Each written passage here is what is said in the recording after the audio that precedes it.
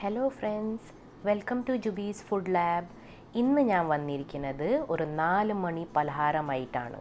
നേന്ത്രപ്പഴം വെച്ചിട്ട് നമുക്ക് ഒരു 4 മണി പലഹാരം ഉണ്ടാക്കിയാലോ? അപ്പം നമുക്ക് കാണാം ഇതെങ്ങനെ റെഡിയാക്കാമെന്ന്. 3 ഇൻഗ്രീഡിയൻറ്റ് മാത്രം മതി നമുക്ക് ഈ വളരെ ടേസ്റ്റി ആയിട്ടുള്ള 4 മണി പലഹാരം ഉണ്ടാക്കാൻ വേണ്ടി. അപ്പം ഈ ഒരു സ്നാക്ക് ഉണ്ടാക്കാൻ വേണ്ടി ഞാൻ ഒരു ഫ്രൈ പാൻ ഗ്യാസിൽ വെച്ചിട്ടുണ്ട്. അതിലേക്ക് 2 ടേബിൾ സ്പൂൺ നെയ്യ് ഒഴിച്ച് കൊടുക്കുന്നുണ്ട്. നെയ്യ് നമുക്ക് പാനിൻ്റെ എല്ലാ ഭാഗത്തും നന്നായിട്ട് സ്പ്രെഡ് ചെയ്ത് കൊടുക്കുക. ഞാനിവിടെ ഒരു ബ്രഷ് വെച്ചിട്ടാണ് നന്നായി സ്പ്രെഡ് ചെയ്ത് കൊടുക്കുന്നത്. ഞാൻ ഇതുവരെ ഗ്യാസ് ഓൺ ആക്കിയിട്ടില്ല. സ്പ്രെഡ് ചെയ്ത് കഴിഞ്ഞിട്ട് നമുക്ക് ഗ്യാസ് ഓൺ ആക്കാം.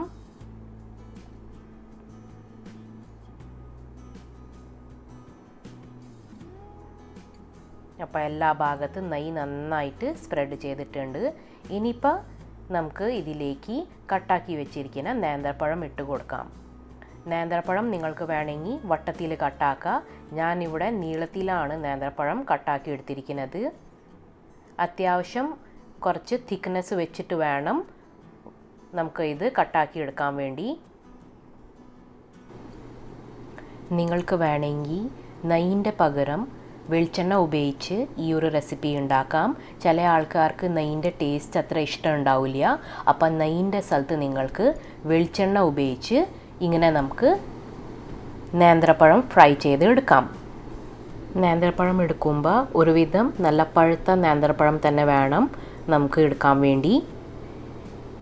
മീഡിയം ഫ്ലെയിമിൽ വെച്ചിട്ട് തന്നെ വേണം നമ്മളിത് രണ്ടും സൈഡ് ഫ്രൈ ചെയ്ത് എടുക്കാൻ വേണ്ടി. അപ്പം ഞാനിവിടെ ഒരു സൈഡ് ഫ്രൈ ചെയ്യാൻ വെച്ചിട്ട് ഏകദേശം 2 മിനിറ്റ് ആയിട്ടുണ്ട്. ഇനിയിപ്പോൾ നമുക്ക് ഇത് തിരിച്ചിടാം. ഈ ഒരു കളർ വരുന്ന വരെ നമ്മളിത് ഫ്രൈ ചെയ്ത് എടുക്കണം. ചെറുതായിട്ട് ഒരു റെഡ് കളർ വരണം. ആ സമയം വരെ നമ്മളിത് ഫ്രൈ ചെയ്ത് എടുക്കണം. അപ്പം നമ്മളുടെ നേന്ത്രപ്പഴം രണ്ടും സൈഡ് ബ്രൗൺ കളറായി വന്നിട്ടുണ്ട്. ഇനിയിപ്പോൾ നമുക്ക് ഇത് ഒരു പ്ലേറ്റിലേക്ക് എടുത്ത് മാറ്റാം.